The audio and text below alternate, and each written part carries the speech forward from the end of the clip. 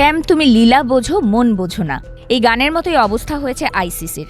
ICC এখন রাজনৈতিক লীলা বুঝলেও ক্রিকেটের মন আর মগজ বুঝতে পারছে না। আর সেই বোঝাপড়ার ভুলের মাঝেই বিভ্রান্তিকর তথ্য নিয়ে হাজির হচ্ছে ভারতীয় গণমাধ্যম। এবার শোনা যাচ্ছে বাংলাদেশকে আবারও বিশ্বকাপে ফেরানোর পরিকল্পনা করছে আইসিসি, তবে সমীকরণটা সেই পলিটিক্যাল।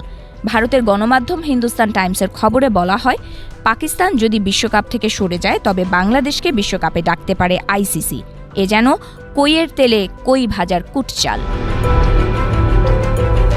মাঠের লড়াই শুরুর আগেই রাজনীতি, নিরাপত্তা আর কূটনৈতিক টানাপোড়েনে ঘিরে ধরেছে আসন্ন টি-20 বিশ্বকাপ। এই অনিশ্চয়তার কেন্দ্রে পাকিস্তান আর বাংলাদেশ।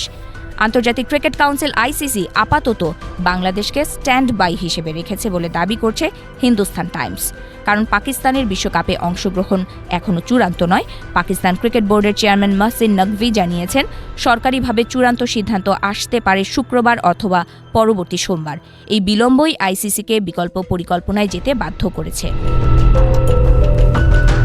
তবে তালগোল পাকানো হিন্দুস্তান টাইমস যেন ভুলে গেছে পাকিস্তান বাংলাদেশকে বিশ্বকাপ থেকে ছেঁটে ফেলার প্রতিবাদেই বিশ্বকাপে অংশ না নেয়ার কথা ভাবছে। আর পাকিস্তান যদি খেলা থেকে সরে যায় প্রতিবাদ স্বরূপ, তবে সেখানে বাংলাদেশের খেলার প্রশ্নই আসে না। হিন্দুস্তান টাইমসের সূত্রের খবর অনুযায়ী যদি পাকিস্তান শেষ পর্যন্ত বিশ্বকাপ থেকে সরে দাঁড়ায় তাহলে বাংলাদেশকে আবার টুর্নামেন্টে ফিরিয়ে আনা হতে পারে। সেক্ষেত্রে তারা গ্রুপ এতে পাকিস্তানের জায়গা নেবে এবং বাংলাদেশ ক্রিকেট বোর্ড বিসিবির আগের আবেদনের ভিত্তিতে শ্রীলঙ্কায় তাদের সব ম্যাচ আয়োজন করা হবে। আইসিসির এক কর্মকর্তা জানিয়েছেন, এতে বড় ধরনের লজিস্টিক সমস্যা হবে না এবং টুর্নামেন্টের কাঠামোও ভাঙবে না।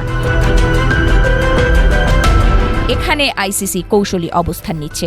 বাংলাদেশকে ফেরানো হলেও সেটিকে যেন ভারতের নিরাপত্তা ইস্যুতে বিসিবির দাবির প্রতি সমর্থন হিসেবে দেখা না হয়, সে বিষয়টি গুরুত্বের সঙ্গে দেখা হচ্ছে।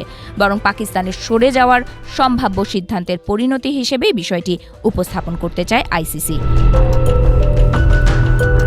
24 জানুয়ারি বাংলাদেশ ভারতে গিয়ে ম্যাচ খেলতে অস্বীকৃতি জানালে আইসিসি তাদের জায়গায় স্কটল্যান্ডকে গ্রুপ সিতে অন্তর্ভুক্ত করে।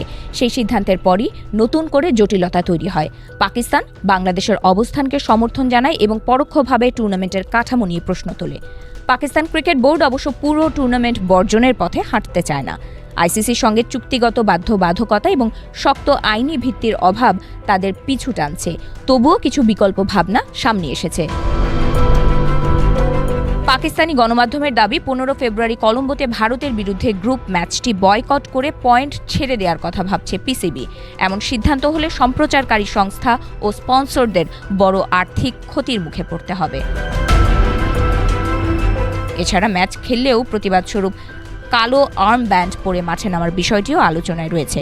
তবে আইসিসির এক কর্মকর্তা মনে করিয়ে দিয়েছেন, হাইব্রিড মডেলের যে সমঝোতা হয়েছিল তা মূলত পাকিস্তানের দাবিতেই হয়েছিল। এখন সেই চুক্তি ভঙ্গ করলে পিসিবিকে কঠিন প্রশ্নের মুখে পড়তে হতে পারে। এদিকে ভারতের ক্রিকেট বোর্ড বিসিসিআই প্রথমবারের মতো প্রকাশ্যে প্রতিক্রিয়া জানিয়েছে। সহসভাপতি রাজীব শুক্লা বলেন, বাংলাদেশকে খেলানোর জন্য পূর্ণ নিরাপত্তার আশ্বাস দেওয়া হয়েছিল, কিন্তু শেষ মুহূর্তে সূচি বদলানো প্রায় অসম্ভব বলেই স্কটল্যান্ডকে আনা হয়েছে। পাশাপাশি তিনি পাকিস্তানের ভূমিকার কড়া সমালোচনা করে বলেন, অকারণে তারা পরিস্থিতি ঘোলাটে করছে।